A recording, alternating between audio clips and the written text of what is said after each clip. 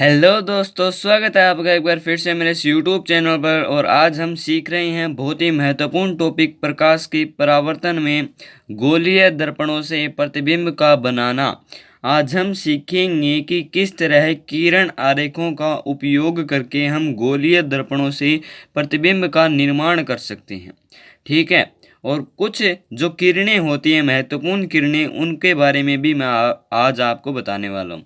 तो आज हम सीखेंगे कि अवतल व उत्तल दर्पण के द्वारा किस तरह से प्रतिबिंब का निर्माण होता है, और जो अपनी एक सारणी बनती है अवतल दर्पण से प्रतिबिंब के निर्माण की, वो भी मैं आपको भरना व बनाना सिखाऊंगा। ठीक है, ये जो सारणी दिख रही है ये आपको मैं भरना व बनाना भी सिखाऊंगा। ठीक है, तो आप मेरे चैनल को ज़रूर सब्सक्राइब कर दीजिएगा। और अब हम अपनी क्लास स्टार्ट करते हैं। तो गोलीय दर्पणों से प्रतिबिंब निर्माण करने के लिए एक बात समझिए कि मान लीजिए ये अपना एक प्रतिबिंब, ये अपना एक बिंब है। ठीक है, बिंब और प्रतिबिंब दो वस्तुएं होती हैं, बिंब और प्रतिबिंब। तो बिंब तो वो होता है जो वस्तु होती है, और प्रतिबिंब जो होती है वो होती है उसका छाया, या अपने को जो कांच में जो आकृति दिखती है वो होता है प्रतिबिंब। ठीक है, कांच में जो आकृति दिखती है वो होती है प्रतिबिंब। तो बिंब तो होती है वस्तु, और प्रतिबिंब होती है जो कांच में जो छाया दिखती है। ठीक है, कांच में जो अपनी एक दूसरी कॉपी दिखती है उसे हम प्रतिबिंब कहते हैं। ठीक है, तो मान लेते हैं कि ये एक बिंब है।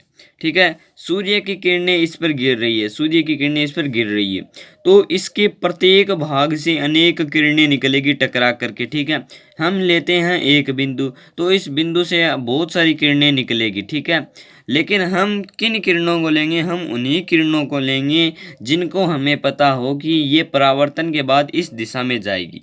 ठीक है, मान लीजिए ये है अवतल लेंस, अवतल दर्पण। ठीक है, लेंस अलग होता है, लेंस आगे बढ़ेंगे तो ये किरण इस तरह से टकरा करके किधर जाएगी, आगे का रास्ता भी हमें पता होना चाहिए। तो ऐसे हम 4 किरणों के बारे में चर्चा करेंगे और अन्य किरणों को हम छोड़ देंगे। और प्रतिबिंब बनाने के लिए सिर्फ 2 ही किरणें मोस्ट इम्पोर्टेंट होती है।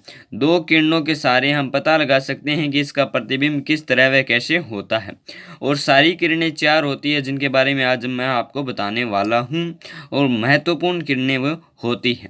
ठीक है, तो उन किरणों के बारे में पहले हम देखते हैं। और प्रतिबिंब बनाने के लिए अगर आपसे पूछे कि कम से कम कितनी किरणों की आवश्यकता है, तो कम से कम आपको 2 किरणों की आवश्यकता है।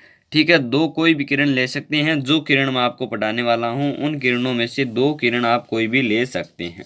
ठीक है, और उन किरणों के मैं आपके सामने नाम लिख रहा हूँ।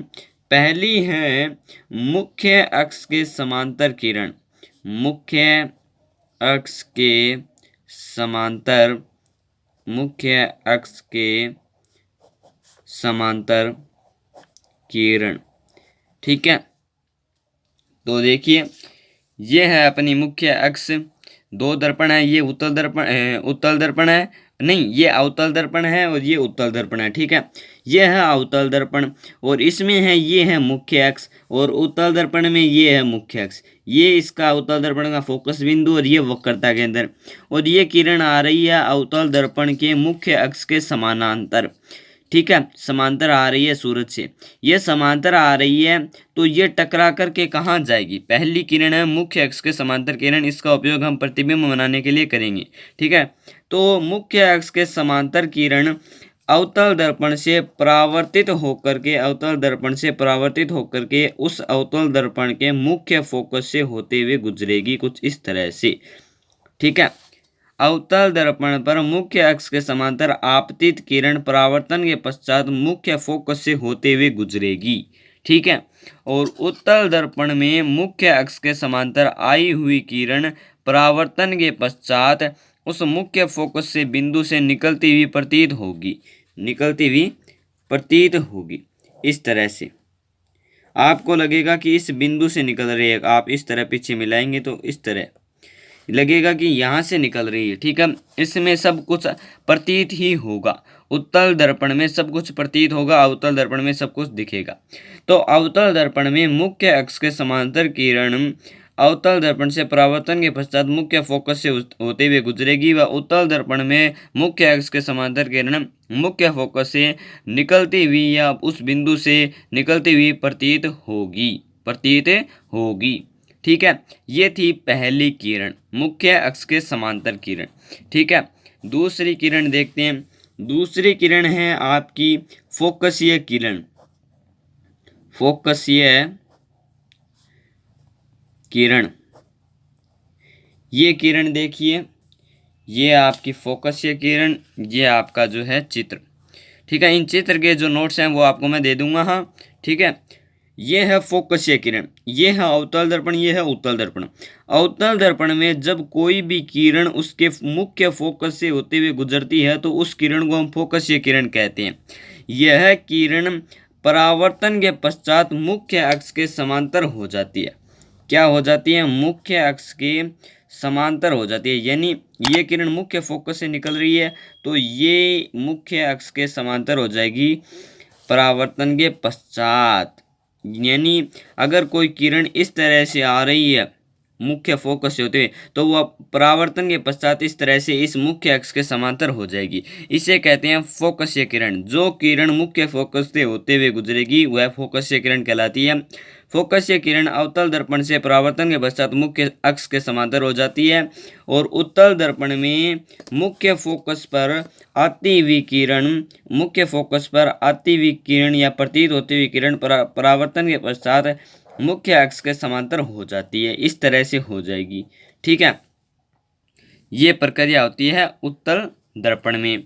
अवतल दर्पण में मुख्य फोकस से गुजरती हुई किरण परावर्तन के पश्चात मुख्य अक्ष के समांतर हो जाएगी और उत्तल दर्पण में मुख्य फोकस की ओर आती हुई प्रतीत किरण परावर्तन के पश्चात मुख्य अक्ष के समांतर हो जाएगी। ये दूसरी किरण आपकी होगी फोकसीय किरण। ठीक है, तीसरी किरण देखते हैं। तीसरी किरण का नाम है तिर्यक किरण। तिर्यक किरण, इस किरण को देखिए। ठीक है, ये किरण क्या है कि जो अपना अवतल दर्पण का जो मुख्य अक्ष और अपना जो ये परिधि है ना, इसका जो परावर्तक पृष्ठ, इसके बीच में तीसरी दिशा से जो किरण आएगी वह कहलाएगी तिर्यक किरण। और यह जो किरण है यह पहली तिर्यक दिशा से आई हुई किरण दूसरी तिर्यक दिशा में चली जाएगी, इसीलिए इसे तिर्यक किरण कहते हैं। ये लो, ये किरण ऐसे आएगी। अगर आपका यहाँ पर कोई बिंब है और उससे आप ऐसी कोई किरण निकाल रहे हैं तो ये परावर्तन के पश्चात कुछ इस तरह से निकल जाएगी। और उत्तल दर्पण से भी कुछ इसी तरह का प्रक्रिया होगी, ये परावर्तन के पश्चात इस तरह निकल जाएगी। ठीक है, ये है तिर्यक किरण जो तिर्यक दिशा से आती है और तिर्यक दिशा में ही चली जाती है। ठीक है, अब लास्ट एंड फाइनल किरण है अपनी अभिलंब किरण। अभिलंब किरण, जो किरण मुख्य फोकस से गुजरती है वह कहलाती है फोकसीय किरण। जो किरण वक्रता केंद्र से निकलती है वह कहलाती है अभिलंब किरण। क्या कहलाती है? अभिलंब किरण। और यह किरण वक्रता केंद्र से होते हुए अगर परावर्तक पृष्ठ पर आपतित होती है तो यह पुनः उसी मार्ग में वापस चली जाएगी। इसी तरह का हर्ष इसका उत्तल दर्पण में होगा। उत्तल दर्पण में वक्रता केंद्र पर आपतित किरण वापस परावर्तन के पश्चात उसी दिशा में उसी लाइन के ऊपर लौट जाएगी। ठीक है, तो 4 किरण मैंने आपको बता दी है। मुख्य अक्ष के समांतर किरण, फोकसीय किरण, तिर्यक किरण, अभिलंब किरण। इनमें से आप किन्हीं भी 2 का उपयोग प्रतिबिंब बनाने के लिए कर सकते हैं। ठीक है, और अब हम देखते हैं कि अवतल दर्पण से किस तरह का प्रतिबिंब निर्माण होता है। अवतल दर्पण से प्रतिबिंब निर्माण के लिए हमें एक सारणी बनानी होगी। इस सारणी में हमें पहले बताना होगा कि बिंब की स्थिति क्या है, बिंब कहाँ पर स्थित है, फिर प्रतिबिंब की स्थिति कहाँ पर बनेगी। प्रतिबिंब की स्थिति प्राप्त करने के लिए हम किन्हीं 2 किरणों का उपयोग करेंगे। फिर हमें बताना होगा कि प्रतिबिंब की साइज क्या है। फिर हमें प्रकृति बतानी होगी कि वह वास्तविक यानी एकदम रियल है या आभासी यानी काल्पनिक है या उल्टा है या सीधा है, वो हमें बताना होगा। और साइज में हमें बताना होगा कि छोटा है, बड़ा है या और बड़ा है। ठीक है, और इस साइज बनाने के लिए हमें 6 बिंब की जो स्थिति है हम 6 जगहों पर रखेंगे। ठीक है, 6 जगहों पर रखेंगे। कैसे रखेंगे देखिए, थोड़ा सा देखिए। मान लीजिए ये कोई आपका अवतल दर्पण है। ठीक है, अवतल दर्पण, ये आपका एक अवतल दर्पण है, ठीक है। ये आपका है मुख्य अक्ष, और ये आपका है पी यानी पोल ध्रुव है, ये है आपका फोकस बिंदु, ये है आपका वक्रता केंद्र। तो देखिए हम बिंब कहाँ कहाँ पर रख सकते हैं, हम इधर इधर रख सकते हैं, इस ध्रुव से इधर इधर रख सकते हैं। तो पहले तो हम रख सकते हैं अनंत पर, यानी कहीं पर भी। अनंत से किरणें कैसे आएंगी, अनंत से किरणें हमेशा समांतर आएगी, ठीक है। तो इस सी से थोड़े से आगे से जो आगे का जो सारा सिस्टम है वो अनंत है। सी से थोड़ा सा इधर होगा तो उसे हम लिखेंगे सी से परे, यानी सी से इधर। तो एक हम यहाँ पर रख सकते हैं, फिर हम सी पर रख सकते हैं, फिर हम सी व एफ के बीच रख सकते हैं, फिर हम एफ पर रख सकते हैं, फिर हम एफ व पी के बीच रख सकते हैं। तो कुल इस तरह से बिंब की स्थितियाँ 6 हो जाएगी। पहले हो जाएगी अनंत पर, फिर हो जाएगी सी से परे यानी थोड़ा सा आगे, फिर सी पर, फिर सी व एफ पर, फिर एफ व पी पर, और फिर एफ के खुद के ऊपर, ठीक है। तो इस तरह हम बिंब को 6 जगहों पर रखेंगे। और अगर आप सारणी को देखते हैं तो सारणी में भी 6 ही स्थितियां रखी गई है। तो हम बारी बारी इन स्थितियों पर देखते हैं। अब देखिए पहली स्थिति अवतल दर्पण की, पहली जो सारणी है वो बनेगी अवतल दर्पण की। अवतल दर्पण में हम देखते हैं, पहले हम रखते हैं बिंब को अनंत पर। जब बिंब अनंत पर हो, जब बिंब अनंत पर हो तो प्रतिबिंब कहाँ पर बनेगा, तो ये बिंब है आपका कहीं पर भी अनंत, उससे दो समांतर किरणें मैंने पहले ही बना रखी है, एक ये, ठीक है। अब मैंने आपको बताया है कि मुख्य अक्ष के समांतर किरणें परावर्तन के पश्चात अवतल दर्पण के मुख्य फोकस से होते हुए गुजरेगी, यानी ये किरणें जो हैं वो टकरा करके इस फोकस से होते हुए इस तरह से गुजरेगी, ठीक है। मैंने आपको अभी अभी बताया था कि जो मुख्य अक्ष के जो समांतर किरणें हैं वो परावर्तन के पश्चात इस फोकस बिंदु से होते हुए गुजरेगी। तो इन जो भी बिंब अनंत पर होगा उसका प्रतिबिंब कहाँ पर बनेगा, फोकस बिंदु पर बनेगा। तो सारणी में जो है वो पहला जो अपना कॉलम है वो पूरा हो गया। हमने बिंब रखा अनंत पर, ठीक है। प्रतिबिंब बना फोकस पर यानी एफ पर, ठीक है। साइज क्या थी प्रतिबिंब का, साइज एकदम बहुत छोटा, अत्यधिक छोटा, ठीक है, अत्यधिक छोटा था एकदम, बिंदुनुमा भी लग सकते हैं। और प्रकृति क्या है, प्रकृति है वास्तविक व उल्टा। अवतल दर्पण से वास्तविक व उल्टा प्रतिबिंब बनेगा, ठीक है। ये जो छोटा बिंदुनुमा प्रतिबिंब बना है यह वास्तविक व उल्टा है, ये हमें थोड़ा सा दिख नहीं रहा है, आगे एकदम क्लियर हो जाएगा। तो हमने देख लिया कि जब बिंब अनंत पर हो तब प्रतिबिंब कहाँ बनेगा। अब हम दूसरी स्थिति पे चलते हैं कि जब बिंब सी से थोड़ा सा इधर होता है तब कहाँ पर बनता है, तो वो और देखते हैं, ठीक है। अब देखते हैं कि जब सी से परे हो या थोड़ा सा जो है आगे हो, तो ये आपका सी से परे रहा। जब बिंब सी से परे हो तो प्रतिबिंब देखिए, ये आपका एक बिंब है, ठीक है, सी से थोड़ा सा आगे। इसके हमने इस बिंदु से दो किरणें निकाली, पहली निकाली मुख्य अक्ष के समांतर किरणें, दूसरी निकाली फोकसीय किरण यानी फोकस से निकलने वाली किरण। तो अवतल दर्पण पर मुख्य अक्ष के समांतर किरणें जो है वो कहाँ से निकलेगी परावर्तन के पश्चात, बता दीजिए, जल्दी बता दीजिए। ये निकलेगी फोकस बिंदु से कुछ इस तरह से। तो ये किरण परावर्तन के पश्चात इस तरह से निकलेगी। फिर ये जो आपकी दूसरी किरण है फोकसीय किरण, फोकसीय किरण की क्या प्रकृति मैंने आपको बताई थी कि फोकसीय किरण परावर्तन के पश्चात मुख्य अक्ष के समांतर हो जाएगी। तो इससे हम मुख्य अक्ष के समांतर निकाल देते हैं और ये आपकी हो गई मुख्य अक्ष से समांतर। अब ये दोनों किरणें जहाँ पर प्रतिच्छेद करेगी उसको आपको तल के लंबवत एक लाइन खींचनी है और ये आपका एक प्रतिबिंब होगा,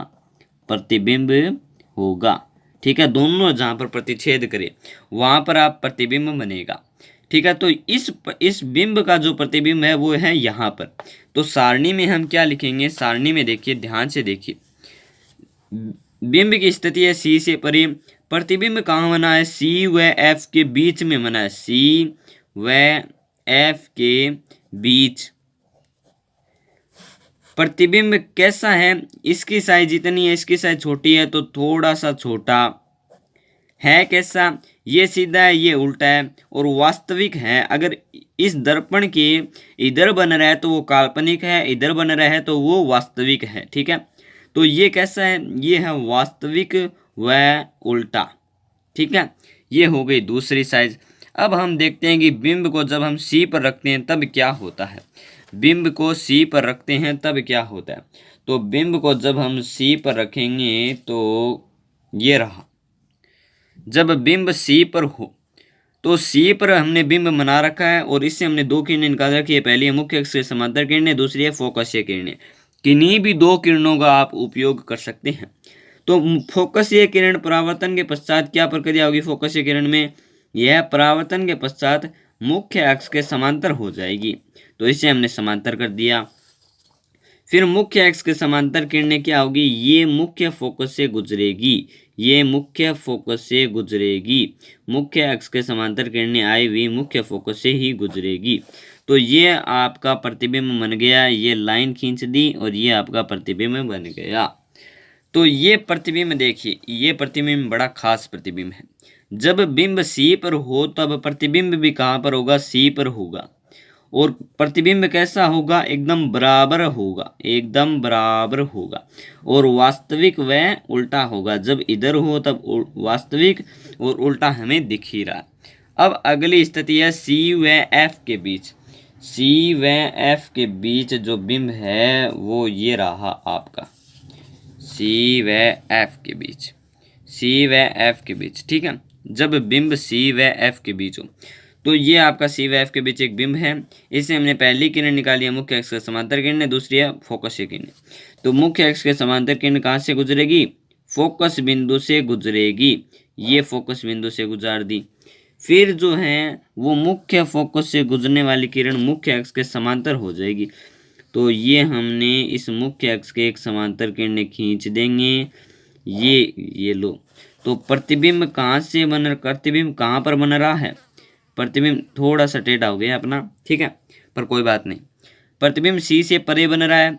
इसकी प्रकृति है वास्तविक व उल्टा और साइज है इससे थोड़ी सी बड़ी। तो हम लिख देंगे जब बिंब सी व एफ के बीच हो तब प्रतिबिंब बनेगा सी से परे और जो साइज होगी वो होगी बड़ी और वास्तविक व उल्टा, ठीक है। अब देखते हैं जब बिंब जो है वो एफ पर हो, जब बिंब एफ पर हो तो बिंब हमने रख दिया एफ पर, हम धीरे धीरे इधर से रखते आ रहे हैं, ठीक है। अब एफ पर हम रख रहे हैं। तो एफ पर के लिए हम पहली किरण लेते हैं मुख्य अक्ष के समांतर किरण, दूसरी हम लिखते हैं तिर्यक किरण। तिर्यक किरण, तिर्यक किरण जो है उसको हम खींचने के लिए, एकदम सीधा खींचने के लिए जो ये आपका प्रतिबिंब है ये आपका है 1 सेंटीमीटर का, तो 1 सेंटीमीटर इधर बिंदु खींचेंगे और इस बिंदु को मिला देंगे और ये आपकी एकदम पूरी की पूरी तिर्यक किरण ये खींचेगी एकदम सही, ठीक है। तिर्यक किरण आएगी तिर्यक दिशा से, फिर तिर्यक दिशा में चली जाएगी। इसका आपतन कोण व परावर्तन कोण बराबर होगा, इसीलिए हमने इस चीज़ का उपयोग किया है। और जो मुख्य अक्ष के समांतर किरण आएगी वो आपकी जाएगी फोकस बिंदु से, ये मैंने आपको अभी अभी बताया है। इन्हीं भी दो किरण का उपयोग आप कर सकते हैं। ये किरणें आगे चलती जाएगी और बिंब बनेगा आपका, प्रतिबिंब बनेगा आपका अनंत पर। तो जब एफ पर होगा तब प्रतिबिंब कहाँ पर बनेगा, अनंत पर, अनंत पर।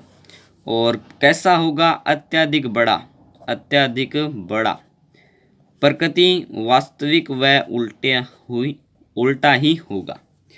अब लास्ट एंड फाइनल जो सिचुएशन है बिंब की वो देख लेते हैं कि जब जो हमारा बिंब है एफ व पी के बीच होता है तब क्या होता है। एफ व पी के बीच, तो ये आपका एफ और ये आपका पी है, इसके बीच हमने ये दर्पण है। इस दर्पण में देखिए ये जो किरण है ना ये है मुख्य अक्ष के समांतर किरण और ये है तिर्यक किरण। तो तिर्यक किरण वापस से खींचने के लिए हम वही प्रक्रिया अपनाएंगे। ये है आपका कुछ 8 सेंटीमीटर और 8 सेंटीमीटर इधर कर देंगे तो ये आपका हो जाएगा बिंदु और इसको मिला देंगे ऐसे, और ये आपकी एकदम सेम की सेम तिर्यक रेखा दूसरी हो गई किरण। फिर ये किरण गुजरेगी मुख्य फोकस से और ये मुख्य फोकस से गुजार दी। अब देखिए ये किरण आगे तो मिल नहीं पाएगी, कहीं पर भी नहीं मिलेगी, क्योंकि ये किरण जा रही है इधर, ये किरण तो जा रही है इधर और ये किरण जा रही है इधर। अब मैं ये 2 अंगुलियां कर दूं तो ये कभी नहीं मिलेगी, इधर जाएगी तो मुझे इधर लाना पड़ेगा इनको। तो इन किरणों को हम पीछे खींचेंगे, आगे तो ये कभी मिलेगी नहीं। प्रतिबिंब प्राप्त करने के लिए हम इन्हें पीछे खींचेंगे।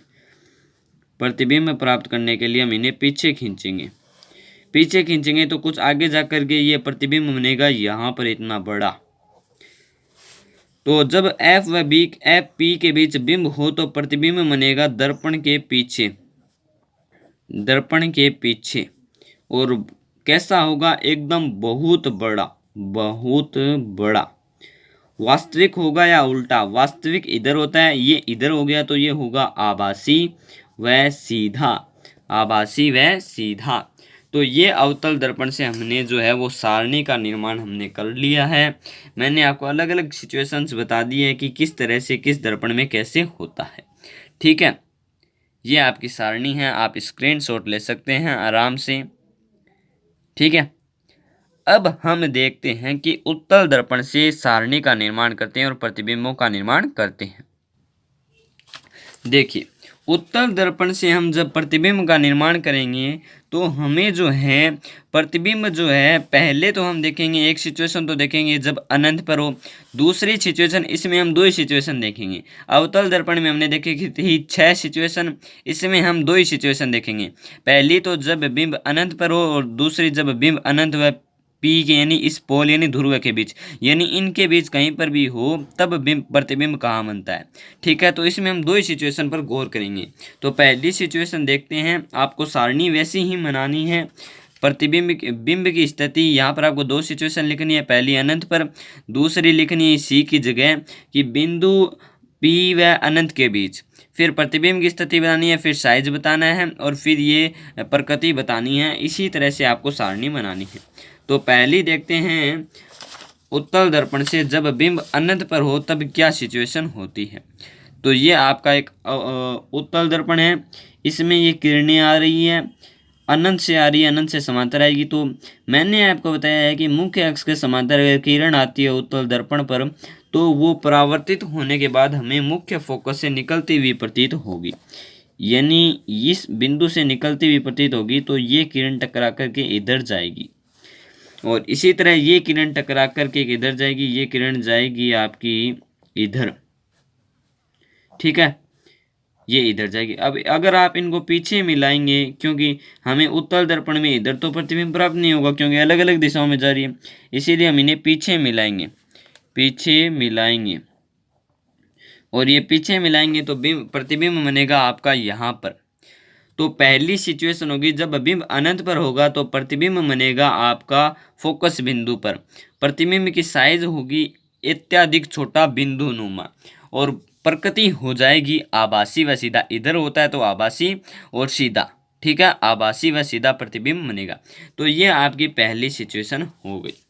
दूसरी सिचुएशन है उत्तल दर्पण की कि जब बिंब अनंत व पी के बीच हो, यानी इस पी व अनंत यानी कहीं पर भी हो, तब आपका जो प्रतिबिंब बनेगा वो इस पी व एफ के बीच ही बनेगा। हर सिचुएशन में इस पी व एफ के बीच ही बनेगा। ठीक है, ये 2 किरणें मैंने खींच रखी है। पहली है मुख्य अक्ष के समांतर किरण और दूसरी है फोकसीय किरण। उत्तल दर्पण में ये फोकसीय किरण फोकस की ओर जाती हुई प्रतीत होती है। तो ये किरण कैसे जाएगी? ये किरण हो जाएगी समांतर। ये किरण तो आपकी हो जाएगी समांतर इस तरह से। ठीक है, और इसको हम पीछे मिलाएंगे प्रतिबिंब प्राप्त करने के लिए। ये हमने पीछे कर दिया। और जो ये किरण है मुख्य अक्ष से समांतर किरण, ये फोकस से निकलती हुई प्रतीत होगी, तो ये जाएगी इधर और इसको हम पीछे मिलाएंगे प्रतिबिंब प्राप्त करने के लिए। और ये आपकी प्रतिबिंब प्राप्त हो गया आभासी व सीधा और साइज है अत्यधिक छोटी या छोटा। ठीक है, और अगर आपको शक हो रहा है कि अगर हम इस बिंब को इस पी व इसके बीच कहीं पर भी रखते हैं तो प्रतिबिंब यहीं पर क्यों बनता है, तो हम एक दूसरी प्रतिबिंब और ले लेते हैं। मान लीजिए हम यहाँ पर एक प्रतिबिंब और ले लेते हैं। ये हमारा एक प्रतिबिंब है। ठीक है, इस प्रतिबिंब से हमने पहली किरण गुजारी है फोकसीय किरण, इस फोकस की ओर प्रतीत किरण, फोकस की ओर प्रतीत किरण, ये फोकस की ओर प्रतीत किरण। ठीक है, तो ये यहाँ पर आने के बाद परावर्तन होने के बाद एकदम समांतर हो जाएगी, समांतर एकदम समांतर कर देते हैं। फिर हम इसको पीछे मिलाएंगे दर्पण प्रतिबिंब प्राप्त करने के लिए। तो ये रेखा आपकी है। ठीक है, फिर हमने दूसरी किरण गुजार दी, मान लीजिए तिर्यक किरण। यहाँ पर हमने सीधी गुजार दी तिर्यक किरण, ये तिर्यक किरण, और ये जाएगी इस दिशा में। और इसको हम जब हम पीछे मिलाएंगे तो हमें प्रतिबिंब प्राप्त होगा यहाँ पर। ये देखिए ये भी छोटा है और एफ के और पी के बीच में है, ठीक है। तो उत्तल दर्पण से हम दो ही सिचुएशन देखेंगे, पहला अनंत व पी के बीच, दूसरा अनंत पर। तो ये सारणी भी बड़ी सरल है, ठीक है। तो आज हमने सीखा कि अवतल व उत्तल दर्पण से किस तरह प्रतिबिंब का निर्माण होता है, ठीक है। और उत्तल व अवतल दर्पण के उपयोग मैंने आपको बताए हुए हैं कि उत्तल दर्पण का उपयोग एटीएम में और वाहनों के पश्च दर्पण में किया जाता है, क्योंकि ये कुछ इस तरह के होते हैं, इनका बाहरी क्षेत्र बहुत ज़्यादा होता है, ठीक है। और अवतल दर्पणों का प्रयोग बहुत सारी जगहों पर किया जाता है। पहला किया जाता है एंटीना में, दूसरा किया जाता है सर्चलाइट में, तीसरा किया जाता है जो अपनी बैटरियां होती हैं या जो वाहनों के जो अग्रदीप होते हैं यानी जो हेडलाइट्स होती है वहाँ पर अवतल दर्पणों का प्रयोग होता है। और अवतल दर्पणों का उपयोग होता है परमाणु भट्टी में ताप को एक जगह केंद्रित करने के लिए। अवतल दर्पण का उपयोग कान, आँख, नाक आदि के डॉक्टर भी करते हैं, इनको एकदम जूम करके देखने के लिए, ठीक है। तो ये बहुत सारे उपयोग हैं।